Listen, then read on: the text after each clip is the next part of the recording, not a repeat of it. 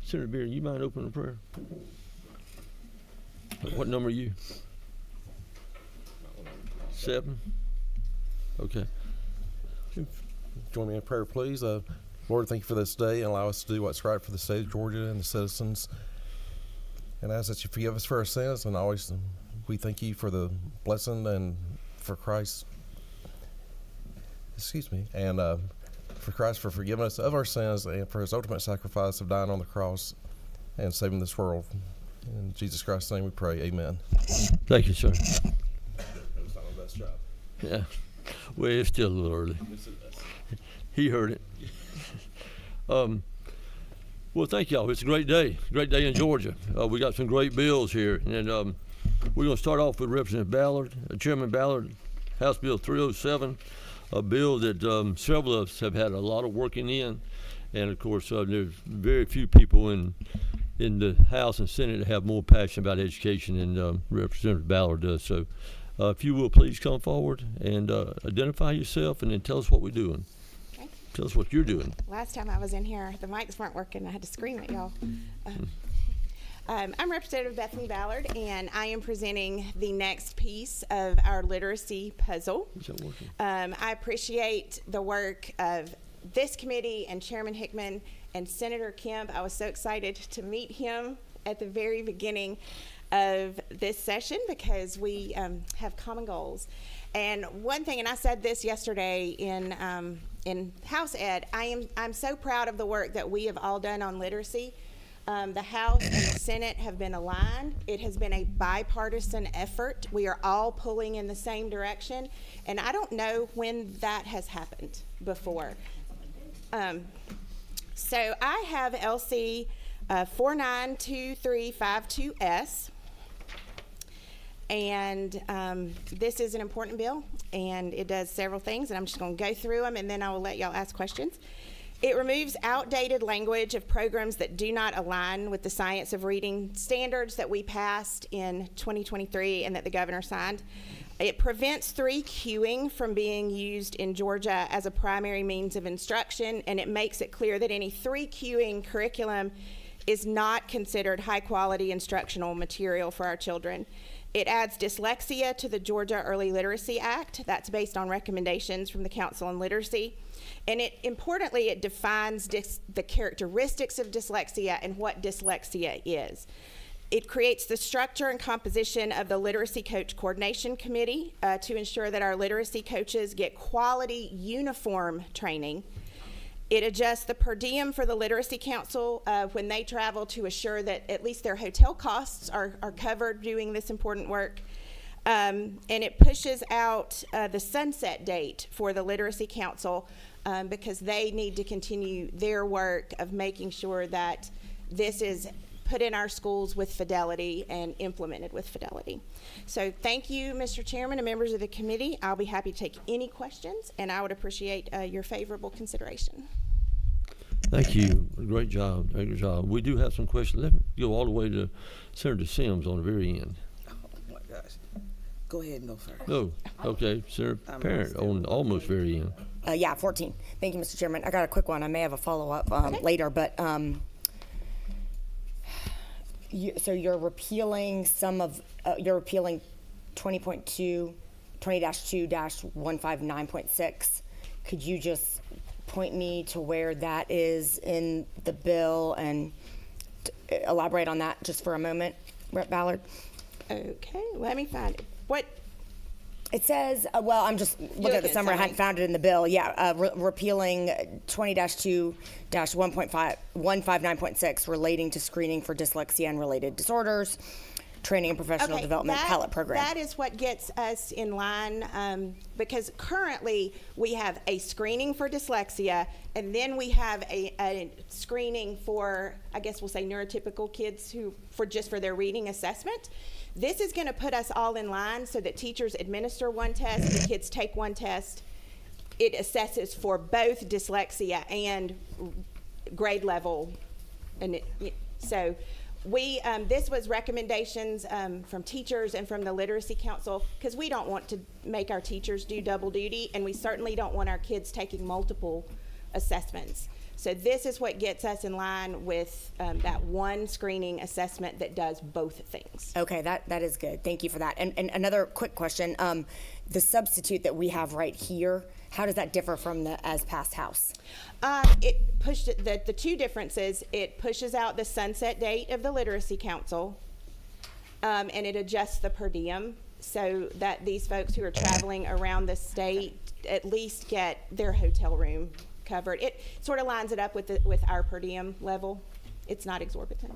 And Senator, we actually got Senate budget to look at that, and a lot of the meetings now are done on Zoom or Teams, and so it was like $2,000 or $4,000 a year was what the per diem was going to be. Very minimal, very minimal. Well, I'm not worried about that because I think they're doing very important work. Oh, we don't yeah. want it to be exorbitant, of course. Yeah, It needs well, to- thank you. But Thank you. and thank you for your work on this, your continued work on this, Representative Ballard. Senator Sims, you have a question? Just a statement, I guess, either or. Thank you so much to Senator from the 4th who has done yeoman's work on this particular bill. Just my concern is dyslexia, that we don't use dyslexia, we overuse it. I want to know, what is the percentage of students in the public schools now? Do we have a percentage of students that may or may not have that may have dyslexia? I've heard differing statistics, and I think one of the reasons we don't, and Senator Kemp can probably speak to this as well, one of the reasons we don't have good data is because we're not really assessing kids at all. And from what I hear from constituents in my area, because part of it is the shortage of school psychologists that we discussed in this committee a few days ago.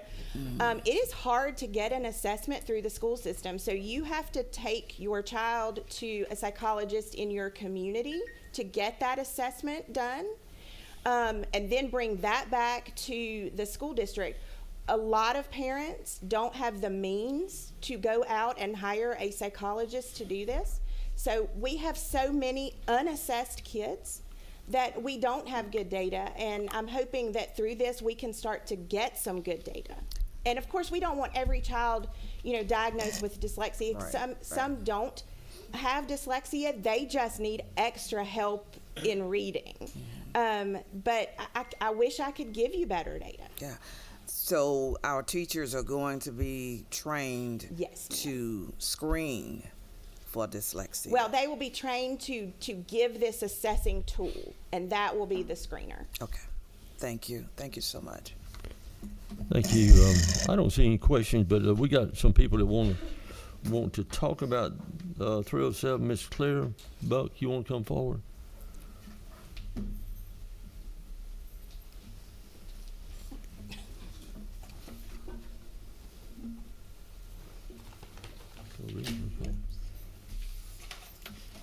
Thank you. Chairman Hickman Yes, and ma'am. members of the committee, thank you for the opportunity to speak today in support of House Bill 307, Representative Ballard's bill, which is a critical next step in advancing literacy education in Georgia. I am Claire Buck. I'm the Executive Director of the Georgia Association of Curriculum and Instructional Supervisors, an affiliate of the Georgia Association of Educational Leaders. GASIS represents curriculum and instructional leaders across the state, and our members are on the front lines of implementing literacy initiatives in schools, and we support this legislation. This bill builds upon Georgia's recent progress in improving literacy, including the foundational work set in motion by Representative Ballard's early literacy bill, House Bill 538. House Bill 307 eliminates the use of the 3-queuing system in literacy instruction. This provision has similar language to Senate Bill 93, which passed the House Curriculum Subcommittee yesterday, ensuring consistency across legislative efforts. This legislation aligns with evidence-based research to ensure our students receive the structured, high-quality reading instruction they need to be successful. As Georgia continues its literacy reform efforts, passing House Bill 307 is essential to maintaining momentum and fully realizing the promise of House Bill 538. I respectfully urge you to support House Bill 307 and ensure that all students, regardless of zip code or background, receive the instruction they need to become proficient and confident readers. Thank you for your time and consideration. Thank you so much. We don't have any other questions. Anybody want to make a motion? Yes, and Senator Halpern made. Do pass LC 492352S. Second, Senator Payne. Any further discussion? I see none. All in favor, raise your right hand. Yeah, so it passes 100%. Thank And you who's so the lucky much. person to carry this bill in the Senate? Thank you. You have requested to do that, but I hope that some members of this committee will speak to it and encourage your colleagues to vote for it. Thank you so much. Thank you, I Mr. appreciate Chairman. y'all. Thank you. You have a great day. Okay, we got to divert a little bit from the right. Okay, from the so Senator Payne, would you mind coming up and sitting in this chair for a minute too? Sure. Be tough on it. Be tough on it.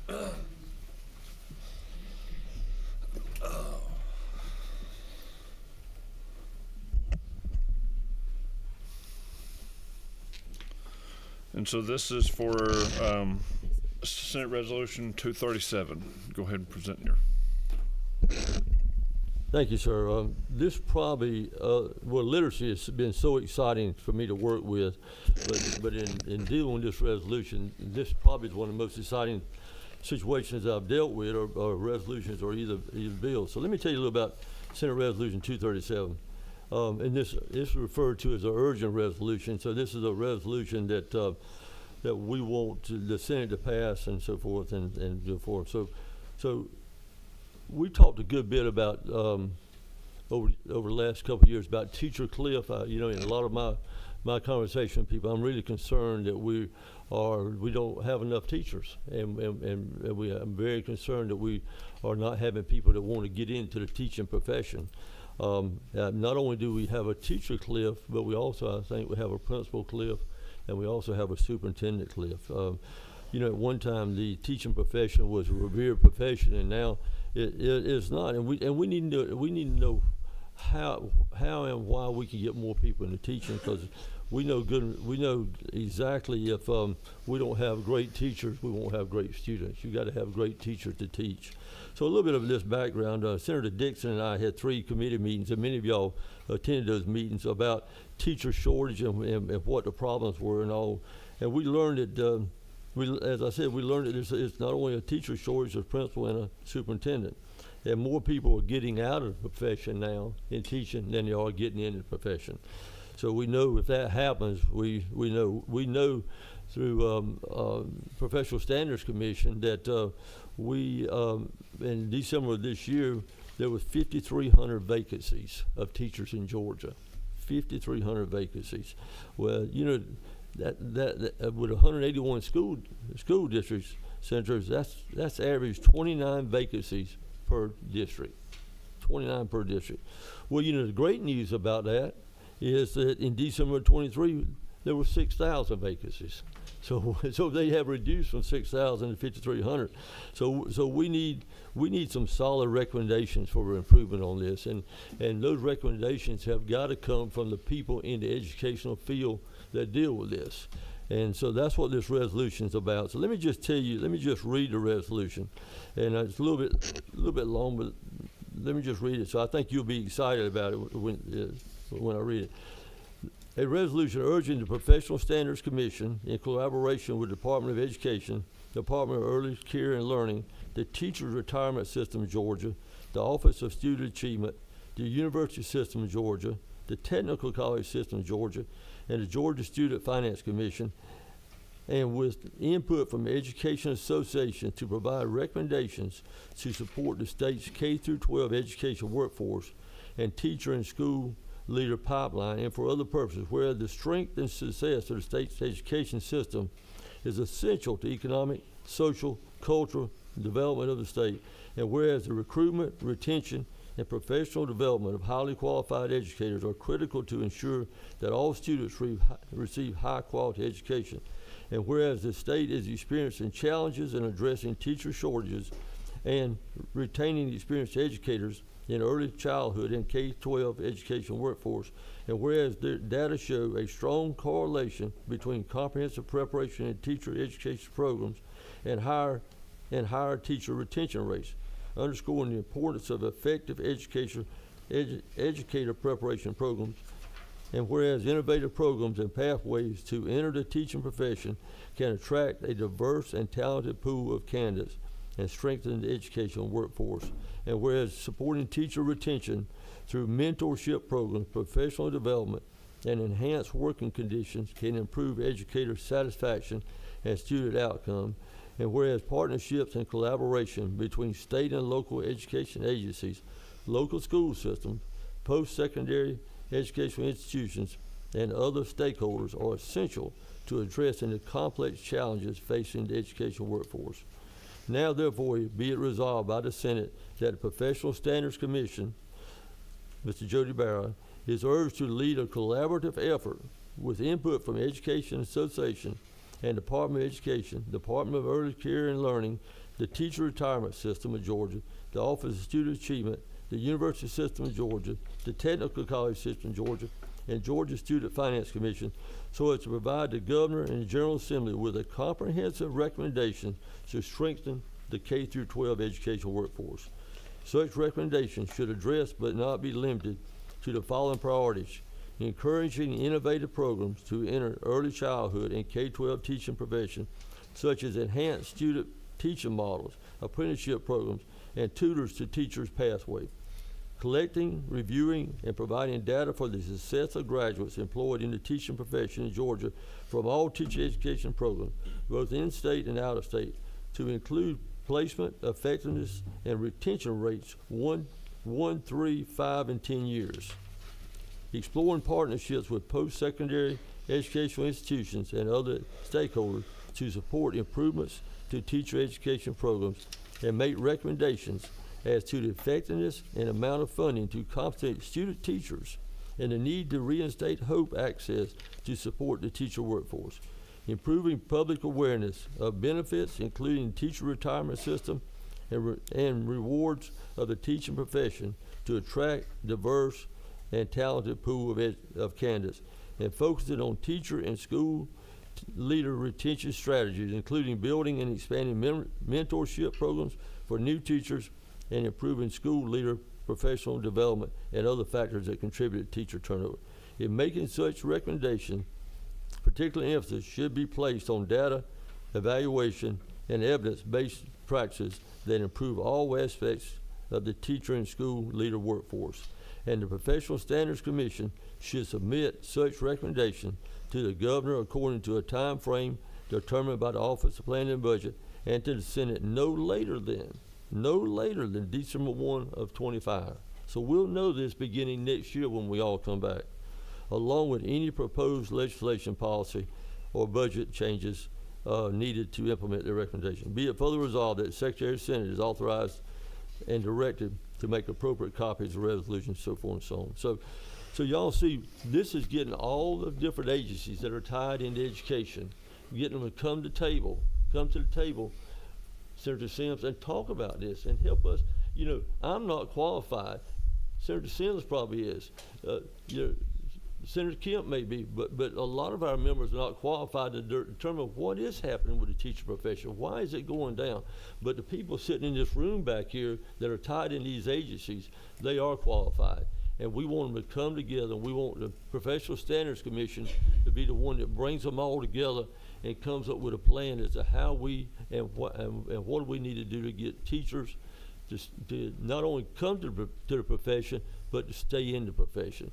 And so I would like Mr. Jody Barra to come forward and speak on this also.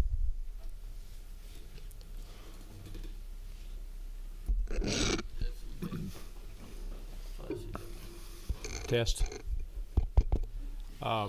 Senator Hickman and committee members, thank you for the opportunity to be here. I know that education is a common theme throughout all of our General Assembly meetings. Whether we're talking about workforce development, economic development, everything comes back to education. It's critically important that we get that right. In talking, I was invited by Senator Hickman to begin to think about that a little bit. I will tell you, with all of the educational agencies, they're all working really hard in their respective roles. They've got their nose to the grindstone. They all have a slice of this pie. They all have information that's necessary and needed. But as Senator Hickman said, we need to coordinate that a little bit more. So I sort of view this role, or this charge that I've been given, that our agency's been given, as somewhat like a symphony. There are a lot of great instruments, but somebody's got to conduct that. So that's kind of what I hope we're able to accomplish in moving forward here. I will just emphasize the data that Senator Hickman spoke about with regard to teacher openings. We've participated for the last 3 years, the agency's done this, in the Georgia School Staffing Survey, and our most recent data is December of 2024, just this past December, and we did have 5,300 vacancies, but that's only part of the story. We also had about 6,700 jobs that were filled, but they were filled provisionally or by waiver. And that doesn't mean that those folks aren't good people. It just means they didn't go through a Georgia preparation program and really have all of the skills that we think are necessary for a classroom teacher to have and or a leader to have when they step into that. Primarily, the PSC covers certification. We cover Ed Prep, which is all of our colleges and universities in preparing our teachers, and we also deal with the issues of ethics. And what we want to do is bring that to the table. Senator Hickman talked a lot about data. There's data in each of these departments, but we need to pull that into some type of central repository, some type of database where we can take the data and begin to make sense out of it, and then hopefully ultimately come back with some recommendations and suggestions for the Senate, the House, the governor's office to be able to consider as we try to move this issue forward. There's no question that there is a sense of urgency about filling these slots with qualified, prepared educators, and that's what our goal is going to be. And committee members, I will also tell you, we have worked very close with the governor's office on this, and they fully support the resolution. We do have some questions. Senator Kemp. Mr. Chairman, thank you so much for putting forward this resolution, and Jody, thanks for taking this on. I'm particularly interested in Section C, and so I was very excited to see this in here. I reached out to our friends at Page, I think earlier this week, prior to knowing about this, and saying I want some data on and some information on student teachers being compensated for the work that they do, and so very excited to see this. And I just wanted to say, I know our friends to the north in Tennessee have recently implemented something where their student teachers are being paid. I think it's a grant program or something like that. So just wanted to point that out as you're exploring. Vanderbilt's doing some good work in that. And I agree. In our conversations with Senator Hickman, all the agencies, that seems to be kind of top down. But we need to involve our educational agencies like Page and Gale and GSSA, because that's where our young people are. That's where we're really going to begin recruitment initiatives. So we have to engage those folks in this conversation too. Yep. Great. Thank you. Senator, I don't know of a profession or a company out there now, except for education, that does not pay interns to work for them. That's right. Yeah. Every company, we do it our firm. I bet you anybody on this thing has got companies that do that. Yeah. We got a granddaughter-in-law now that graduated from Georgia Southern. Student taught in Vidalia. She got 0 and drove 50 miles each way every day and got no travel money. That's right. That's not right. Right. That's not right. Thank you. We're very excited about this. Thank you. Senator Parent. Thank you, Mr. Chairman. Thank you so much, Senator Hickman, Chairman Hickman, and Mr. Barrow. I am really, really excited to see this effort. And I want to tell y'all about how I got excited to focus on our teacher ed prep programs and kind of get some of your thoughts on it. So I read a book. There was a book, it's a little bit outdated now, came out about 10 years ago, but it was called, the author was Amanda Ripley, and it was The Smartest Kids in the World and How They Got That Way, and it was a fascinating read. And I read it pretty soon after getting on this committee, and that piqued my interest in, how are we as Americans, as Georgians, thinking about the profession of teaching. And one of the things that was fascinating to me was that in Finland, for example, it is harder to get into the teacher prep programs than it is to get into the law programs or the doctor's programs. You're required to have a master's degree, and the pay is kind of commensurate with that level of education, and the profession is highly, highly respected. And that's sort of always been a vision for me of sort of where we need to be moving towards, where it is hard to become a teacher because that's how much it matters. And of course we have done some good things with around pay and kind of moving in that direction. And I think that this is a great step in sort of examining some of that. I know that the mentorship roles have been found to be really, really important as well. But I think I just kind of wanted to get your thoughts on, I don't know if you're familiar with that book or just what I sort of mentioned about that one country's example, because it was one really important piece in my view in demonstrating how they were achieving the results that they achieve in Finland. And our system is just not set up that way at all, right? Just curious your thoughts, especially, I guess, you, Dr. Bear. I am familiar with that study, that report with regard to Finland, and there are other examples like that.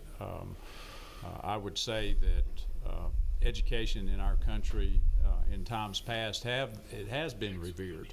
The medical profession, the ministry, it was held in high regard, and for whatever reason, social issues have taken place, and sometimes educators are the cause of problems, not the solution. I truly believe they're the solution to many of our concerns in this world. So this is not a quick fix thing, I can tell you. It's going to take a while. I know Senator Hickman mentioned 1, 3, 5, 7, 10 years out, and I'm a big believer in data. In God we trust, but everybody else we want to see data. I've said that before. So we'll be tracking that and looking at that and how we can move the needle forward.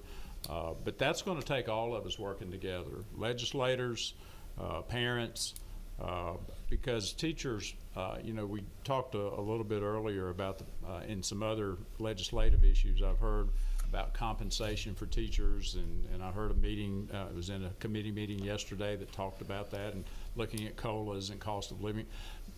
Don't get me wrong, teachers earn every penny they make and they need to be well paid, but it's not, at the end of the day, it's not really about the money. It's about them feeling worth and value, and they get into this profession for that very reason. And that's what we've got to be able to do, is reinforce that about the importance of education, and of course educators delivering that. Thank you. Who's down number 16? Who's that? Oh. That's me. Thank you so very much, and I really appreciate all the effort that's being put into education in the state of Georgia. It's so needed. Educational leaders tend to use the waivers and the provisionals because it's an easy fix and they have easy access to it, rather than trying to find a person that really has the certification to work in a certain area. So as we move forward, I would love to see, now, it's not going to make them happy, waivers and that provision. We need to look at that carefully, because I think they've waived too much. And just, I can get somebody right away if I use this waiver just to fill that seat. And that's not the way we should educate our children. So as we move forward, we need to take a long look at waivers and provisionally certifying our teachers. But we need to make it a profession. We've made it cute and dramatic. And as you move about in the schools, you don't see the professionalism that we once had in our classrooms coming from the teaching corps or even the person that's in charge, the leader. It's a profession, and professions have certain protocols. So I think if we do that, just pivot back a little bit, it's too relaxed in the settings sometimes. I'm real big on protocol and professionalism. Yes, ma'am. All right, thank you, Senator. All right, we have one person signed up to speak to this, and it's Margaret. Yes, if you'd like to come forward. Good morning, everybody. I just knew I'd butcher that again, so. It's all right. Good morning to Margaret Ciccarelli from Page, representing about 93,000 educators across the state. We are proud to be here to support this effort. As we have shared with you previously, Georgia educators are deeply committed to serving their students. But our data shows that these educators experience pressure both inside and outside the profession that undermines their commitment to staying in the field. This resolution provides us the opportunity to understand better some of those issues, such as the high cost of teacher preparation programs, as well as those that affect educators typically at most risk for leaving, and that can include educators who are new to the profession and those who were teaching in high poverty schools who are more likely to leave. We also need to examine the pipeline for educators in high needs fields like math, science, and special education. We support this collaborative effort and look forward to working with both the chair and with Dr. Barrow and with all of you. Thank you for the opportunity. Let's get to it. All right, thank you. All right, we have no other questions, and any further discussion on the committee? Chairman, if I may say one other thing. Yes, sir. PSC is a small agency, small organization, but I think we're pretty strong. And but we are only as good as the partnerships that we have with our other agencies. And that's true. So we're going to do our very best. And when people come to the table, great things can happen. And I really believe that. And I have a lot of colleagues here in this room that we're going to work real hard with to try to come back to you I would guys. just say that's true for everybody in this room. Yes, sir. When we're all working together, we can make great things happen. Senator Sims? Do we need to ask if you need additional staff? We're going to operate conservatively right now. That may be some of the recommendations that come back depending upon what suggestions come out of the group. But we'll bring that back to you and of course to OPB at the appropriate time. But thank you for asking. Yes, We'll ma'am. keep that in mind. Yes, ma'am. All right. Seeing no further discussion or questions, what is the will of the committee? Senator Kemp? Make a motion do pass. LC 492055 is SR 237. Hold on. Wait, we have a committee sub. This is up. We have a committee sub. Yeah. So it's committee sub LC 492353S. That's right. Yes. Second. And do I have a second? What is this? I have a second from Senator Penner. Any further discussion? All those in favor, raise your hand. And passes unanimously. Thanks, Senator Sims.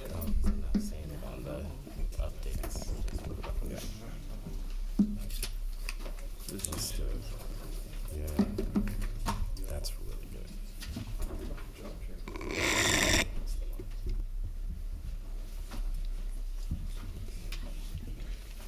Committee, thank you for that vote of confidence in our system and our people working together. We will now look at Chairman Corbett. thank you for hanging around. Absolutely. To be here this morning. Yes, sir. And tell us the bill number, LC number, and then why this is why is this passionate to you?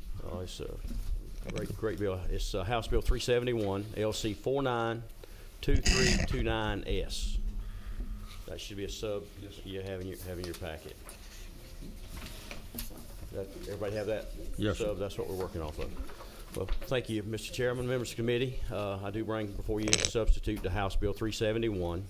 We're doing two things with this bill. We're increasing the state's maximum authorization for capital outlay funding from $300 million to $375 million. The other thing we're doing is any new elementary school built after 2027 that includes a playground, we set minimum standards for while they're required to be ADA requirement, they're not necessarily accessible. So we're setting some minimum requirements to make sure they're accessible to everybody. So what I'd like to talk about first is the first part of the bill, and the second part with the playground. It was the amendment. That's why we have the sub was brought to us by Pro Tem Kennedy. So we'll talk about that. But first, I'd like to talk about the capital outlay program, what it is and why we need to increase. The purpose of the capital outlay program, it provides state funds to local school systems to support the construction, addition, renovation, and or modification of educational facilities. Every 4 years, every school system required to submit a 5-year facilities plan, local facilities plan. They refer to it as 5-year facilities plan. Each school receives a share of the annual entitlement amount to be used for capital outlay purposes. The school system share is computed by multiplying the annual entitlement authorization level by the ratio of the local need to the total state need as determined by the local facilities plan or the 5-year plan. Why do we need to increase? We need to increase in funding primarily for two reasons.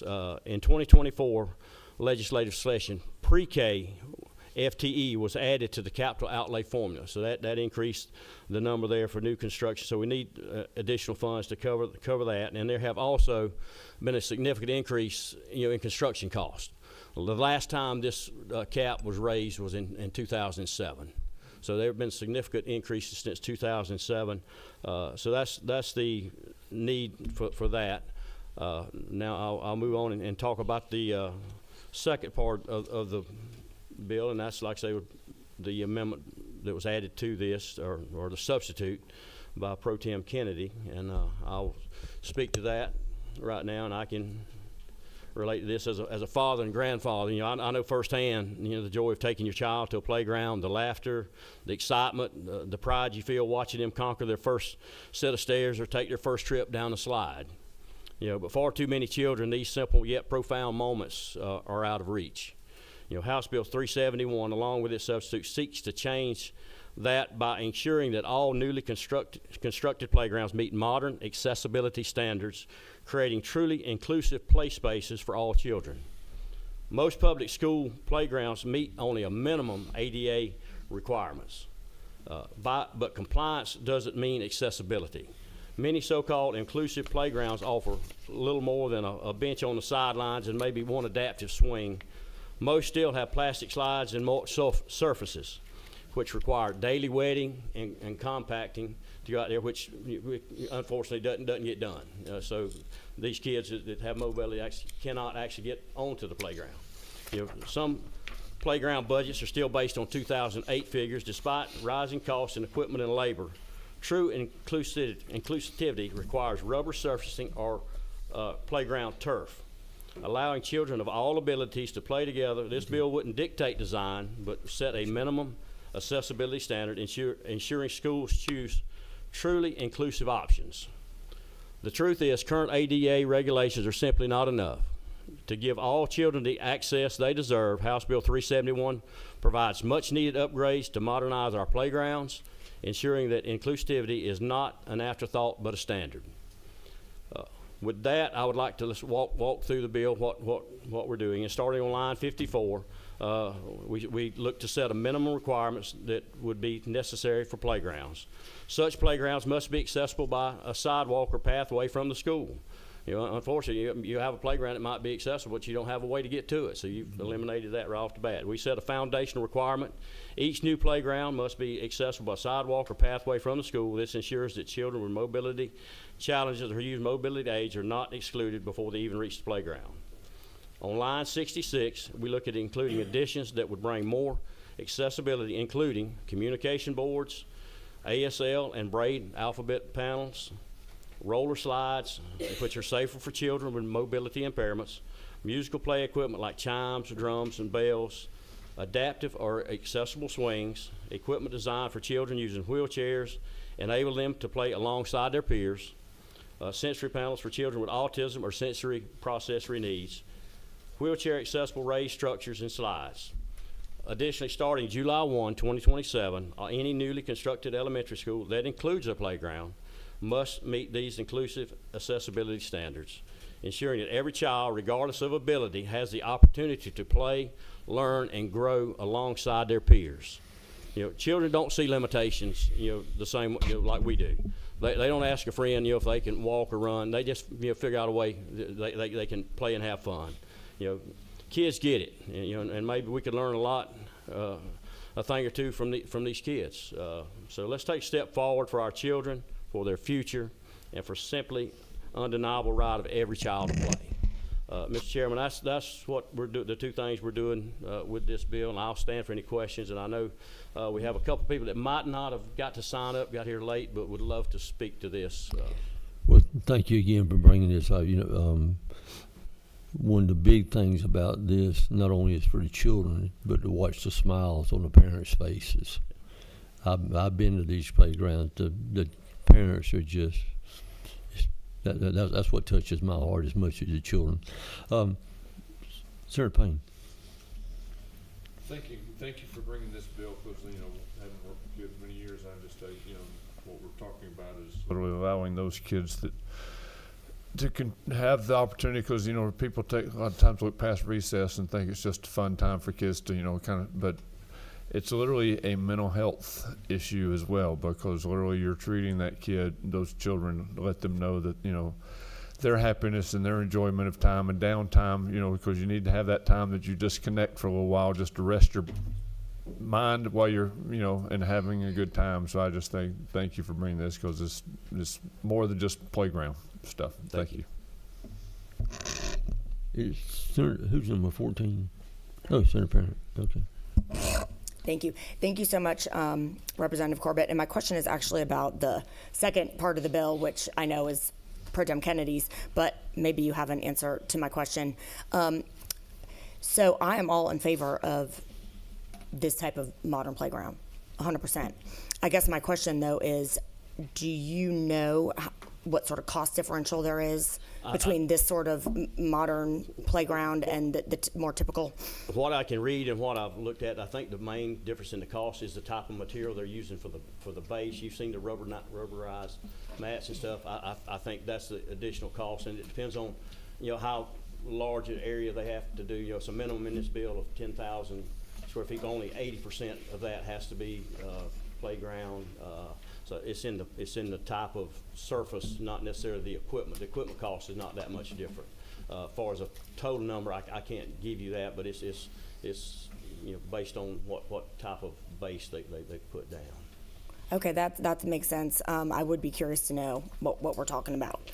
But I can maybe get with the Pro Tem on that. This only part, if they choose to do a playground. Like I said, they have to be, if they put one in, it has to be ADA compliant, but not necessarily meet, you know, it's not accessible at all, and that's what we're trying to do here. So. Thank you. Senator Steele. Thank you, Mr. Chairman. As for cost, I mean, it's exponentially higher to go from mulch to rubber, but you're also getting the shelf life, and you're not having to continually do it. So you got to look at the maintenance cost as well. That's right. No, it's you're getting the ROI long term. My bigger question is, I love that we're doing this for all new construction, but we have a lot more aging schools that don't have these upgrades, and it's up to the budget of the local school system to handle those upgrades to become ADA compliant or to convert from mulch to crushed rubber or whatever it may be. Is there any provision, or have y'all given any thought to what we can do to be able to retrofit our existing schools? No, this only addresses any new school constructed after July 1, 2027. So haven't looked at the existing schools, but that's something we can absolutely take a look at. Cool, thank you. With no more questions, we got a couple of people want to speak, and we got a hard 9 to get out of here. Miss Carolyn, you know, I look forward to being in that other building when people are not behind these. Look around. Let's just give you a couple minutes, please, ma'am. Absolutely. I will make it brief. My name is Caroline Filchek. Chairman Hickman, is it okay if I'm the human easel for Caroline? Yes, ma'am. Okay. Yes, ma'am. Yes, ma'am. Okay, I'll get them. Thank you. Yeah, if you just hold it up, we can see it. There you go. Yeah, that's This is good. Haley Bauer Frank, and she's going to be assisting me with some visual pictures. And so, to give you a little background on Hope for Hall, we're from Gainesville, Georgia. We have a local nonprofit that we build inclusive playgrounds. And so, you know, through what we've learned on inclusive playgrounds, you know, we've seen a lot of needs within our community. Hope for Hall was inspired by my daughter. I have 3 children. I had a baby a couple weeks ago. And so, I have 3 children, and my middle child, she was born with multiple disabilities. Her name is Hope, and she was born with something called MLS syndrome that has caused her to be deafblind and have a heart and a brain condition. So through her life and through her disabilities, we've seen a lot of needs, especially on the playground. You know, one day when Hope was young, we were at the neurologist, and the neurologist told us on this day that Hope may not walk. And I knew she had trouble seeing and hearing, and she had other cognitive delays. And so one thing I've done to blow off some steam over the last 20 years is run at Walker Mountain Track, which is right around the corner from my house.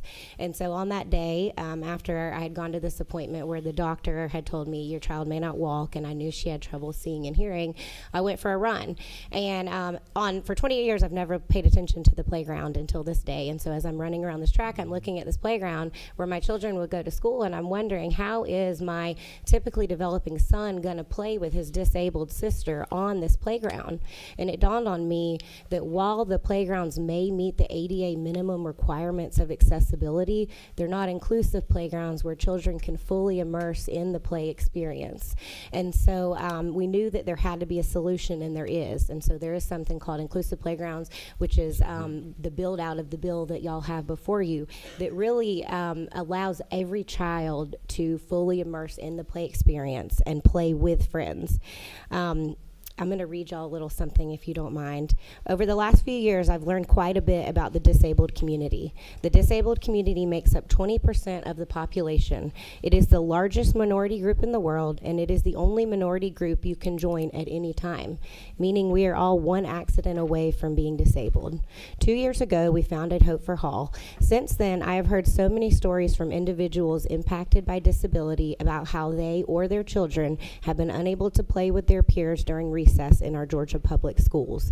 I have also heard and seen firsthand how inclusive playgrounds have enhanced their childhood and their family school experience. Today I'm going to share with you a few of these stories that have left a lasting impression on my heart.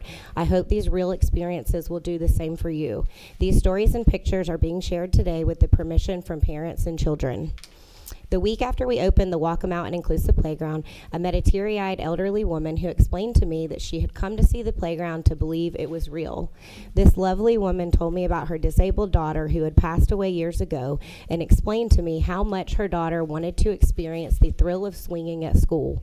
This mother fought for years to get an adaptive swing at her daughter's school, but unfortunately was never successful. Her daughter sat on the sidelines during recess throughout.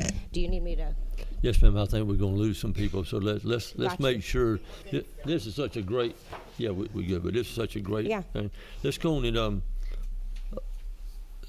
Senator Bearden. Proper time, I'd like to make a motion Senator Bearden has made a motion to pass the bill. to pass substitute House Bill 371 Oh, by yeah. LC 492329S. Thank you, sir. Appreciate it. Thank you, brother. And there was a second by Senator Hatchett. So all in favor? Any discussion? None. Seen. All in favor, raise your right hand.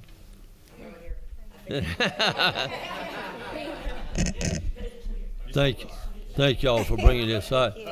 We also we have a great nephew that is nonverbal cerebral palsy, and so I've started paying a lot more attention because of him, and his mother is so involved, kind of like you are. So thank you for doing Absolutely. this, Representative Thank y'all. Corbett. Thank you for your passion on this. We appreciate y'all. Thank you.